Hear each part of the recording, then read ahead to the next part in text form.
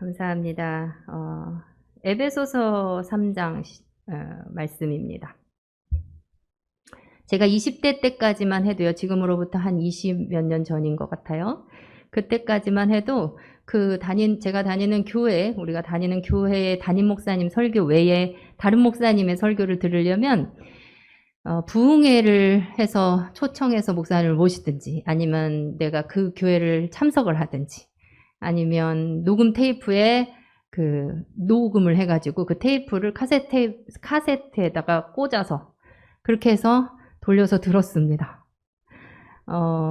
또 프로그램도 훈련 프로그램이나 무슨 어떤 좋은 교회의 프로그램이 열린다 해도 지역 가까운 곳에서 현수막을 보고 알거나 아니면 뭐 그 정도였지, 뭐 단체 문자가 있는 것도 아니고 또 온라인이 없었기 때문에, 인터넷이 없었기 때문에 참 어려웠습니다. 다른 교회에서 무슨 프로그램이 진행되는지. 그렇게 이제 살다가 제가 30대쯤 돼서 다른 지역에 가서 살다 보니까요, 조금 억울한 생각이 들더라고요. 왜냐하면 제가 다니던 교회보다 정말 제자 훈련이 잘 돼 있던 교회가 있더라고요. 그래서 나름 저는 청년 시절에 열심히 교회를 다니고 일을 한다고 했는데, 나중에 알고 보니까 믿음이 있었다고는 생각했지만 어떤 능력이 나타나는 믿음 생활이 아니었구나라는 것을 깨달았습니다. 그때 생각했던 것이, 좋은 가정을 만나는 것도 중요한데 좋은 교회 만나는 건 정말 중요하구나라는 생각을 했습니다. 지금은 너무나 쉽게 많은 교회 목사님들의 설교를 들을 수 있죠. 아무리 멀어도 또 온라인을 통해서, 그것도 실시간으로 교회 예배 프로그램에 참여할 수 있는 그런 시대입니다. 자, 그렇다면 지금 크리스천들은 능력이 많아졌을까요? 이런 시대에 우리의 예배와 교회는 우리에게 어떤 의미가 있을까요? 우리가 코로나를 겪어내면서 한 번씩은 아마 생각해 보셨을 거예요. 모이지 못하게 하는 상황에서 교회는 나에게 어떤 의미지?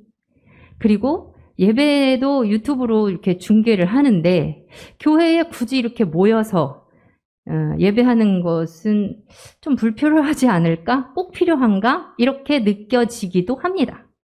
그러나 우리가 어떤 판단을 하기 전에 교회의 개념과 본질과 그 목적을 알면 답이 나옵니다. 그러면 흔들리지 않는 견고한 신앙이 될 수 있습니다. 그러면 교회는 무엇일까요? 교회가 뭔지 알려면 우리 당연히 성경에서 어떻게 말씀하고 계시는지 봐야 되겠죠? 교회는 언제 시작됐을까요? 교회는. 어떤 견해는 정신적인 기원으로 봤을 때는 에덴 동산에서부터 시작됐다. 또 어떤 견해는 아브라함 때부터 시작됐다. 어떤 견해는 모세의 광야의 회막에서부터 시작됐다. 뭐 이렇게 얘기를 하기도 합니다. 하지만 성경에서 나오는 객관적인 근거를 제시한다면, 즉 교회라는 단어가 등장한 것은 언제인가를 보면 마태복음 16장 18절에 예수님께서 베드로의 신앙 고백 위에 하신 말씀이 있어요. 내가 이 반석 위에 내 교회를 세우리니 라고 하신 것을 봐서 이때는 교회가 아직 이 땅에 없었다는 것을 알 수 있습니다. 그리고 또 에베소서 1장 22절을 보면요, 그를 만물 위의 교회의 머리로 삼으셨느니라 라고 바울이 썼어요. 바울이. 근데 이 바울이 에베소서는 에베소에 있는 교회에 보낸 편지거든요. 그러니까 이미 교회가 그때는 있었죠. 그래서 아마도 분명한 것은 이때 베드로 신앙 고백 위에 예수님께서 하신 말씀부터 이 바울이 에베소를 기록한 그 사이에 분명히 교회는 생겼다라고 우리가 볼 수 있겠죠? 근데 그 가운데에 어떤 사건이 벌어지냐면 사도행전 2장의 사건이 벌어집니다. 그건 뭐냐면 예수님이 이 땅에 오셔서 복음을 전파하시고, 그리고 죽으시고 부활하시고 승천하셔서 이 땅에 육신으로 안 계실 때 바로 성령님이 임하시는 사건이 나옵니다. 그때 성령이 보편적으로 사람들에게 임하는 사건입니다. 신약교회는 이때를 기점으로 시작된 것입니다. 그 후에 바울과 사도팀들은 복음을 전하면서 각 지역에 교회를 세우고 다닌 것입니다. 그리고 에베소서를 통해서 교회에 대한 하나님의 계획이 뭐냐라는 것을 알려주고 있는 것입니다. 에베소라는 이 지역은요, 바울이 몇 번 여행을 다니잖아요. 이렇게 선교하려고. 근데 두 번째 전도 여행을 갔을 때 에베소에다가 교회를 세워요. 그리고 거기에 2년 넘게 머무르면서 직접 목회를 하던 곳이에요. 그리고 이 에베소는 상당히 막 큰 도시고 무역이 발달한 상업 도시였습니다. 그래서 이방 종교가 엄청나게 많았고, 그리고 거기에 따라서 우상 숭배도 심했고요. 그러다 보니 심각하게 음란했습니다. 풍요와 다산의 상징인 아데미 신상이 있었던 곳입니다. 이런 곳에 복음이 전해진 것입니다. 교회가 세워진 것이에요. 그래서 바울은 3차 여행 후에 이제 지금 에베소를 기록하던 곳은 로마 감옥에서 기록을 했거든요. 그때의 소설을 기록했고, 이런 에베소 교회와 그 일대의 그 지역의 교회들, 그러니까 에베소 교회와 그 일대 지역의 교회들이 이 에베소서를 받아서 돌려가면서 읽었습니다. 우리도 지난번에 에베소서 100독했죠. 100독. 정말 은혜스러웠거든요. 이 에베소서는 그럼 뭐냐면 교회론이에요. 교회론. 쉽게 말해서 교회가 뭐냐입니다. 자, 그럼 한번 살펴보겠습니다. 교회는 첫째, 그리스도의 몸이고 그리스도가 교회의 머리다라고 말하고 있습니다. 1장 22절, 23절, 또 만물을 그의 발 아래에 복종하게 하시고 그를 만물 위에 교회의 머리로 삼으셨느니라. 교회는 그의 몸이니 만물 안에서 만물을 충만하게 하시는 이의 충만함이니라 라고 기록되어 있습니다. 또 4장 15절, 16절에 보면 오직 사랑 안에서 참된 것을 하며 범사에 그에게까지 자랄지라 그는 머리니 그 곧 그리스도라 이렇게 기록되어 있는데요. 여기 사용한 언어를 보면 교회는 머리, 몸 이런 용어를 사용하면서 생명체임을 나타내고 있습니다. 생명체, 유기체라는 것입니다. 교회는 단순히 기관이나 조직이 아니라 연결되어 있는 유기체이고요. 살아있다는 뜻이고, 살아있다는 뜻은 맥박이 뛰고 있다는 거죠. 주님의 맥박이 뛰고 있어야 된다는 뜻입니다. 몸에는 모든 기관을 연결해주는 신경이 있듯이 교회는 우리 모두가 다 다른 사람이죠. 그래도 하나로 연결해주는 신경과 같은 역할을 하는 분이 있는데 그분이 성령님이십니다. 따라서 사람이 아무리 많이 모였어도 교회의 외관이 아무리 훌륭하고 커 보여도 성령이 없으면 교회가 아닙니다. 그러면 어떻게 해야 성령님이 교회에 계실까요? 성령님이 교회에 활발하게 움직이고 역사하실 수 있도록 우리가 분위기를 만들어드리고 순종하면서 나아가야 성령이 충만해지고 비로소 진정한 교회의 모습을 갖출 수 있는 것입니다. 우리가 모일 때마다 성령님께서 충만하게 임하여 달라는 기도를 꼭 하시기 바랍니다. 교회에 딱 들어서실 때 하나님 그리고 성령님이 충만한 곳이 되게 해달라고 꼭 기도하셔야 됩니다. 또 그 역사를 경험하기 위해서 우리의 자세는 겸손히 주님 앞에 무릎 꿇는 일이 있어야 됩니다. 이게 없으면 성령님이 역사하실 수가 없어요. 그래서 목사님께서 미국 가시기 전에 6월 5일 날 하신 말씀, 설교 말씀이 성령에 대한 말씀이었어요. 바로 이 말씀이었습니다. 그래서 성령님이 역사하시는 교회가 살아있는 교회다라는 것입니다. 두 번째, 교회가 뭐냐? 교회를 세우신 하나님의 목적을 이루는 곳이에요. 그래서 예수님이 3년 동안 우리가 공생애를 사신 목적을 지난주에 살펴봤는데 그것은 제자를 양성하기 위함이었다. 이렇게 얘기했잖아요. 제자들을 양성한 목적은 교회를 세우기 위함입니다. 그래서 오늘날 교회도 예수님의 마지막 명령대로 제자를 양성하고 또 사도들과 같이 세계에 다니면서 교회를 세우고 또 교회를 통하여 선교해야만 교회로서의 역할을 감당하는 것입니다. 그래서 에베소서 3장 10절을 보면 오늘의 핵심 말씀이에요. 이는 이제 교회로 말미암아 하늘에 있는 통치자들과 권세들에게 하나님의 각종 지혜를 알게 하려 하심이니라고 말하고 있습니다. 우리 교회를 통해서 이 역할들을 해야만 이 하나님이 세우신 교회의 목적대로 지금 하고 있는 거거든요. 우리 교회가 100개의 교회를 세우잖아요. 하나님 참 기뻐하시는 일입니다. 그래서 여기에 한 마음이 돼야 될 줄로 믿습니다. 100개만 아니고 더 많이 지었으면 좋겠어요. 네. 그래서 우리가 하나님의 여기 3장 10절에 보면 하나님의 각종 지혜를 알게 하려 합니다. 교회를 세운 것이 이렇게 말씀했는데 각종 지혜가 뭘까요? 오늘 본문에 보면 바울이 이방인들에게 다니면서 뭐라고 말했는지가 이제 나옵니다. 우리가 2절부터 빠르게 조금 가볼 텐데요. 눈을 성경에 딱 고정해 주셔서 이렇게 잘 따라오시길 바라요. 2절부터 보겠습니다. 바울이 말합니다. 너희를 위하여 내게 주신 하나님의 그 은혜의 경륜을 너희가 들었을 것이다. 그 은혜의 경륜이라는 거는 경륜 이런 말 좀 어렵죠? 그런데 쉽게 얘기하면 하나님의 계획이다. 하나님의 계획을 바울이 계속 말하고 다녔던 거예요. 곧 계시로 내게 비밀을 알게 하신 것은 내가 먼저 간단히 기록함과 같다. 이것은 뭐냐면 1장, 2장에서 내가 얘기했잖아. 이런 말이에요. 그것을 읽으면 내가 그리스도의 비밀을 깨달은 것을 너희도 알 수 있을 거야. 그리스도의 비밀이라는 것은 바로 교회가 지닌 그 하나님의 비밀을 말하는 거예요.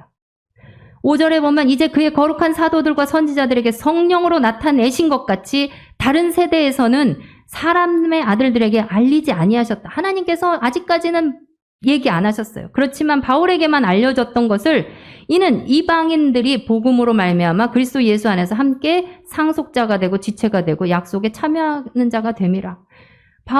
바울에게 알려주었던 이 계시를 바울이 받고서 바울 자신도 너무 놀라는 거죠. 유대인이면서 어떻게 이방인과 하나가 될 수가 있느냐. 이건 상상도 못한 일이었는데 듣고 나니 하나님의 계획이 이거였구나.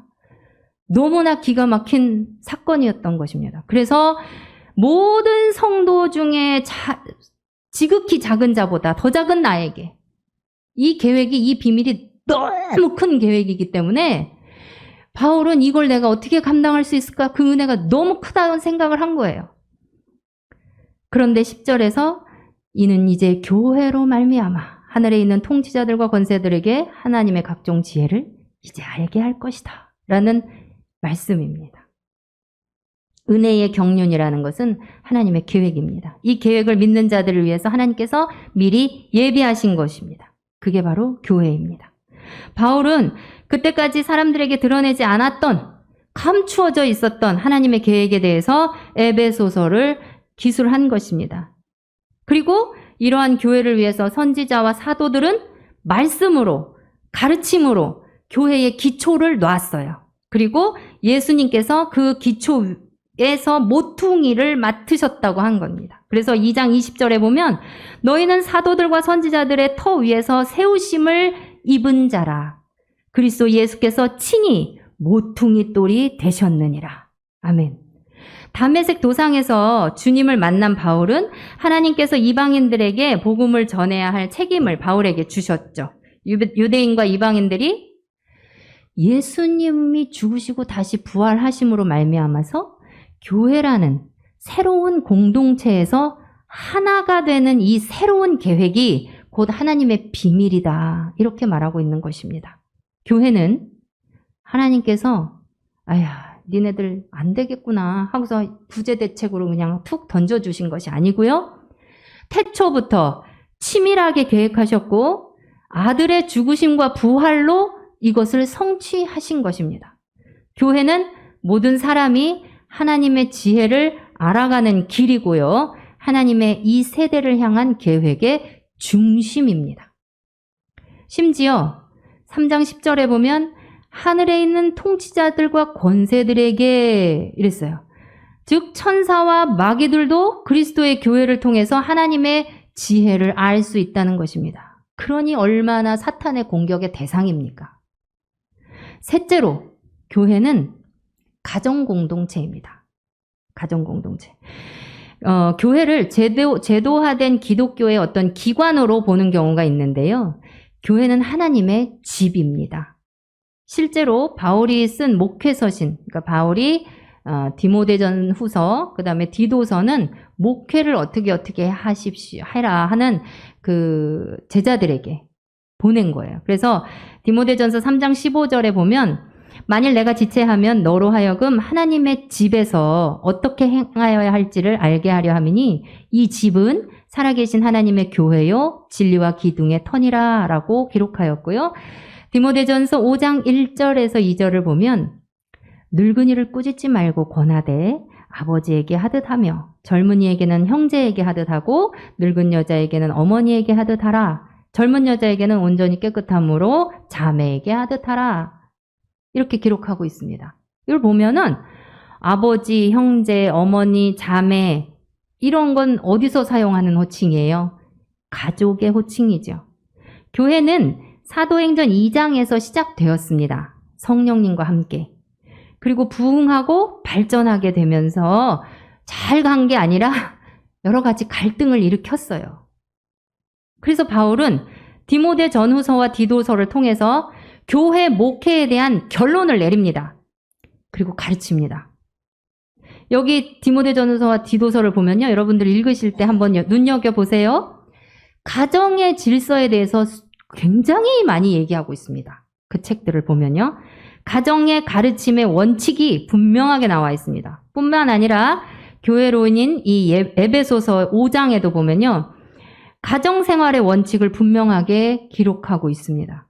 특별히 5장 22절부터는 부부관계를 통해서 교회에 대비해서 설명하고 있습니다. 두 몸이지만 한 몸인 것처럼, 두 인격이지만 한 몸이라는 것입니다. 그리고 나서 5장 32절에는 이 비밀이 크도다. 나는 그리스도와 교회에 대하여 말하노라. 이렇게 강조하고 있습니다. 이렇게 볼 때 교회는 단순히 예배드리는 장소에 불과한 것이 아니라 작은 가정들이 모인 영적 대가정입니다. 가정은 완전한 사람들이 있는 곳이 아니지요. 그런데도 가족이기에 품는 것입니다. 다른 이유 없습니다. 교회도 마찬가지입니다. 교회는 사랑의 원리가 작용하는 곳이기 때문에 때로는 굉장히 비효율적으로 움직일 때가 있습니다. 사랑 자체가 효율적인 건 아니에요. 기업이라면 어떻게 될까요? 당연히 수입 창출, 이익 창출이죠. 그리고 효율성이 최고의 가치입니다. 윤리보다 오히려 그게 먼저예요, 사실은. 그런데 교회는 그런 기업이 아닙니다. 교회에서 창출해야 될 것은 무엇이냐? 귀한 영적 가치를 창출해내야 됩니다. 그래서 그것을 창출해내기 위한 움직임이 끊임없이 일어나야만 합니다. 저는 평신도로 살아온 세월이 그 교역자로 살아온 날보단 아직은 길어요. 그래서 교회의 개념을 좀 더 깊게 알고 난 후에 가만히 생각해 보니까 평신도의 입장도 너무 이해가 돼요. 그렇게 살아왔으니까. 그리고 또 담임 목사님의 입장도 이제는 좀 충분히 이해가 됩니다. 그러나 지금은 평신도도 아니요, 담임 목사님도 아닙니다. 그래서 제가 그러면 참 객관적인 생각으로 말씀드릴 수 있겠다. 이런 생각이 들어요. 여러분, 목사님의 바람은요. 딱 한 가지예요. 딱 한 가지. 여러분들이 예수은혜교회에 온 이상 한 사람도 낙오되지 않고 그대로 천국까지 갈 수 있기를 바라는 것입니다. 신앙의 성장입니다. 가족과 같이 사랑으로 뭉쳐서 열매가 있는 아름다운 교회를 만들어가는 것. 그것이 목사님의 바람이에요. 또한 하나님의 바람입니다. 이러한 교회를 그럼 이루려면 어떻게 해야 되는가? 우리 좀 어떤 기준이 있으면 좀 쉽겠죠. 교회를 이루는 데는 요소가 있어요. 그것은 사도행전 2장 42절에 나와 있습니다. 여러분들이 이 말씀을 보시고 교회에 안 다니시는 분이나 아니면 신앙이 연약한 분들에게 누가 물어보면 이렇게 대답을 좀 해주세요. 교회는 그들이 사도의 가르침을 받아 서로 교제하고 떡을 떼며 오로지 기도하기를 힘쓰니라 라고 기록되어 있습니다. 교회는 교회에서 있어야 할 것들은 이런 것들이에요. 사도의 가르침, 교제, 기도가 필수 요소입니다.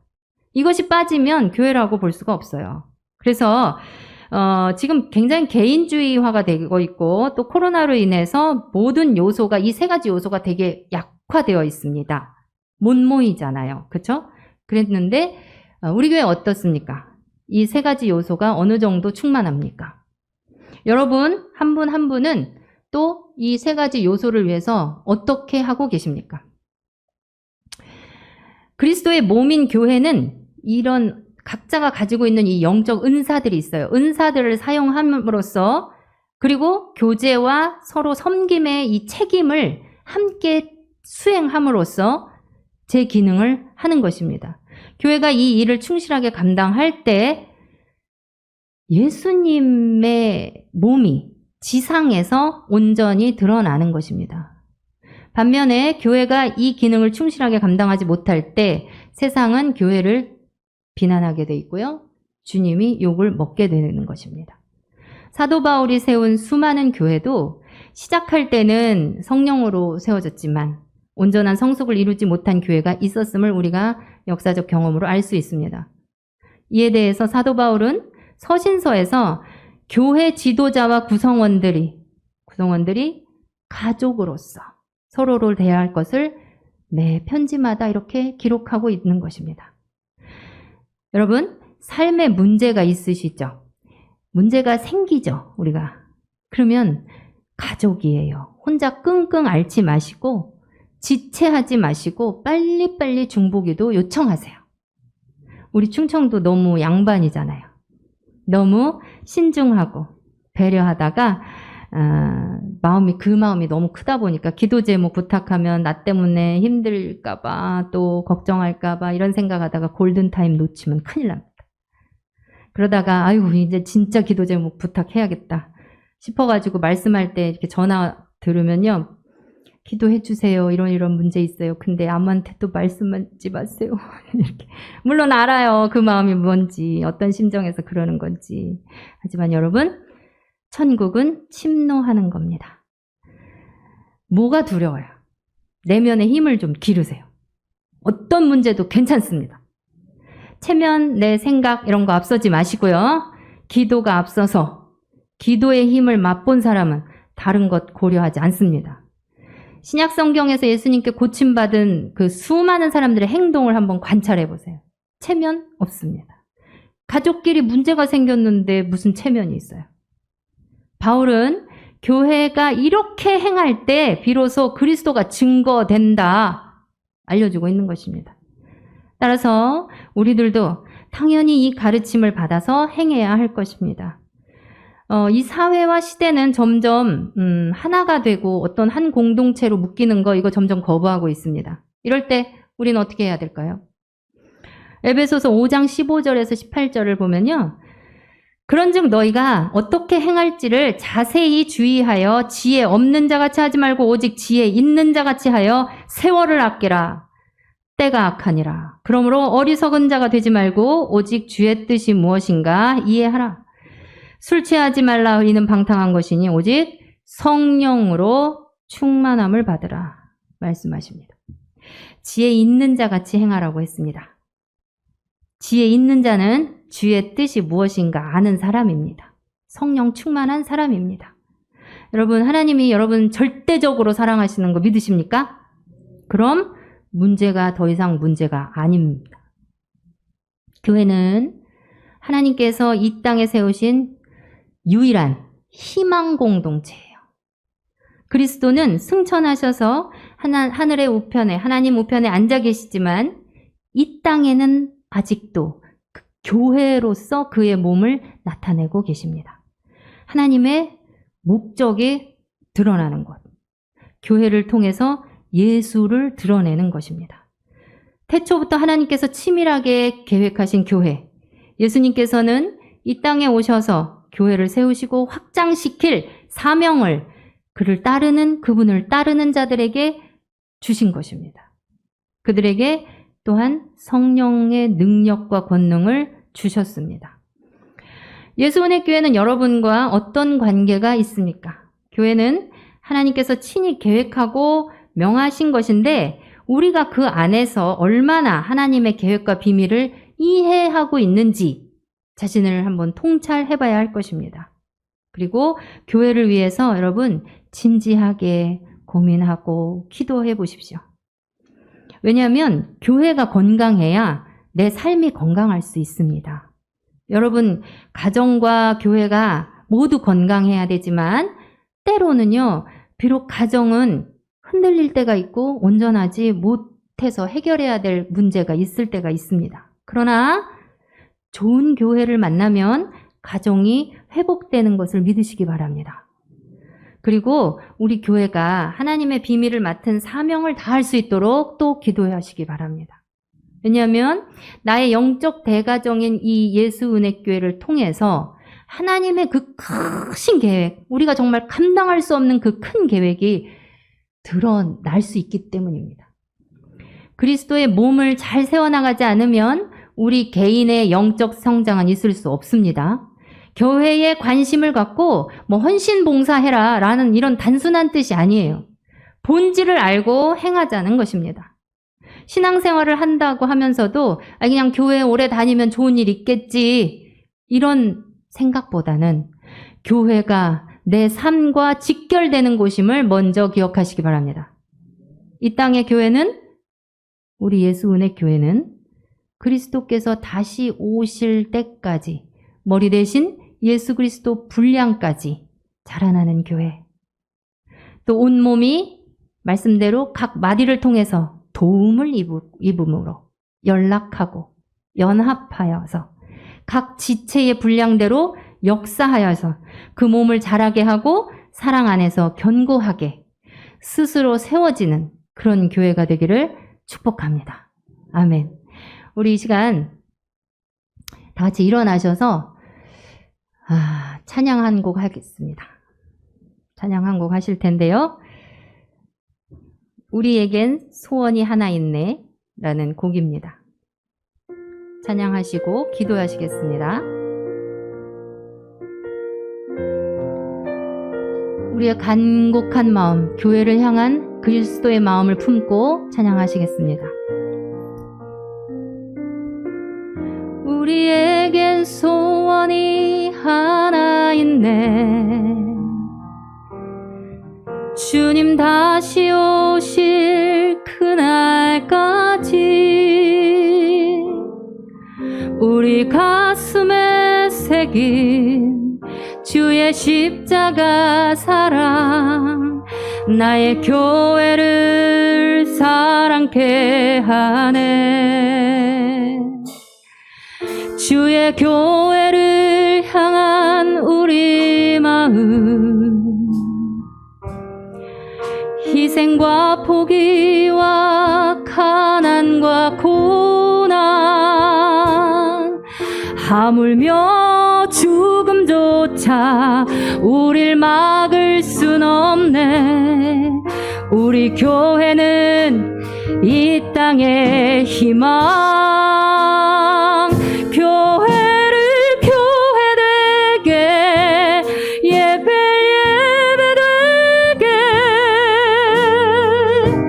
우릴 사용하소서. 진정한 부흥의 날 오늘 임하도록 우릴 사용하소서. 다 같이 다시 한번 찬양합니다. 우리에겐 소원이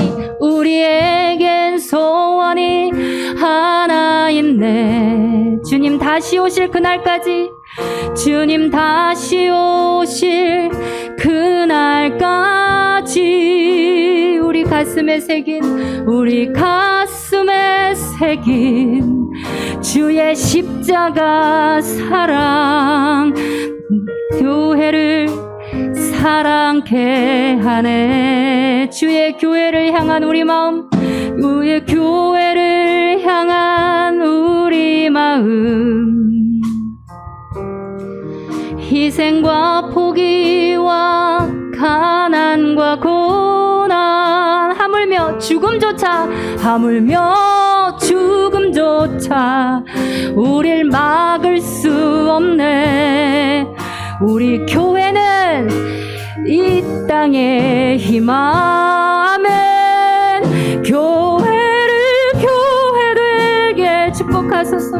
예배 되게 우릴 사용하소서.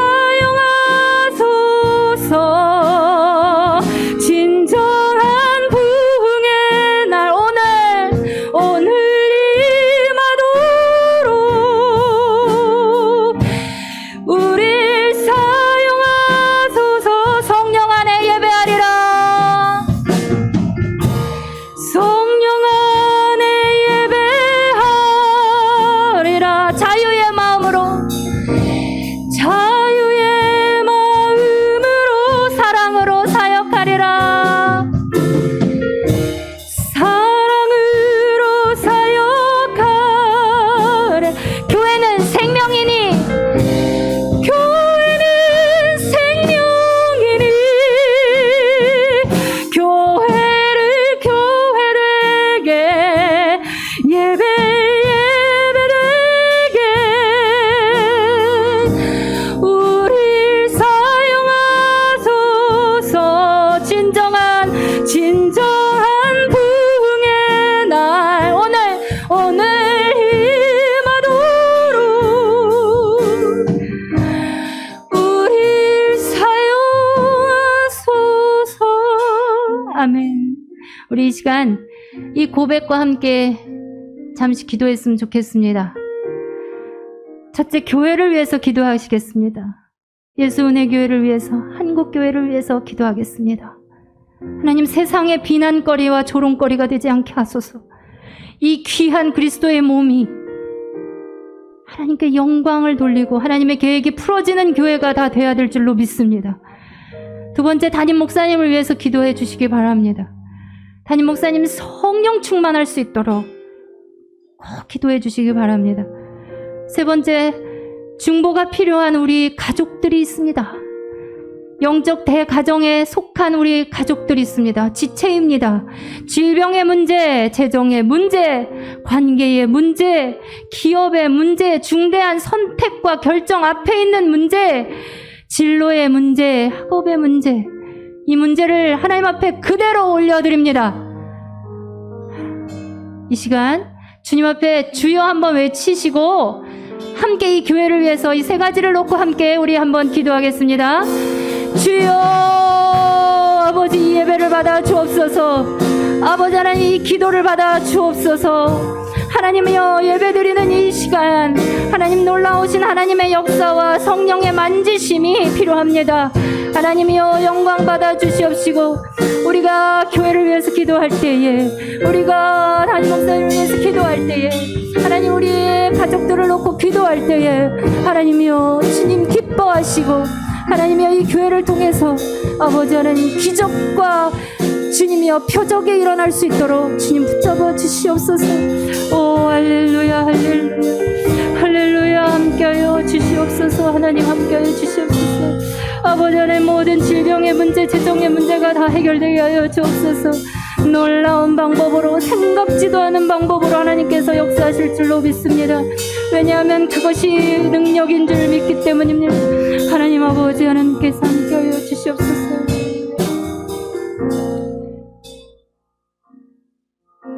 교회는 건물과 조직이 아니라 예수 그리스도의 살아있는 몸임을 기억하게 하신 것 감사합니다. 하나님의 계획과 비밀을 드러내는 곳인 것을 알려주심을 감사합니다. 우리가 무엇인데 그 책임을 저희들에게 주셔서 하나님께 영광 돌리게 하시는지요. 하나님, 또한 교회는 가정 공동체인 것을 알게 하신 것 감사합니다. 하나님, 우리에게 예수은혜 교회를 주신 것 감사합니다. 선포합니다. 예수은혜 교회를 통해 성도들의 삶과 이 지역과 선교지에 하나님의 계획이 분명히 드러날 것을 예수님의 이름으로 선포합니다. 가정 공동체의 사랑으로 하는 이 교회의 중보기도를 통해서 모든 성도들의 삶의 문제는 이 시간 해결될 것으로 예수님 이름으로 선포합니다.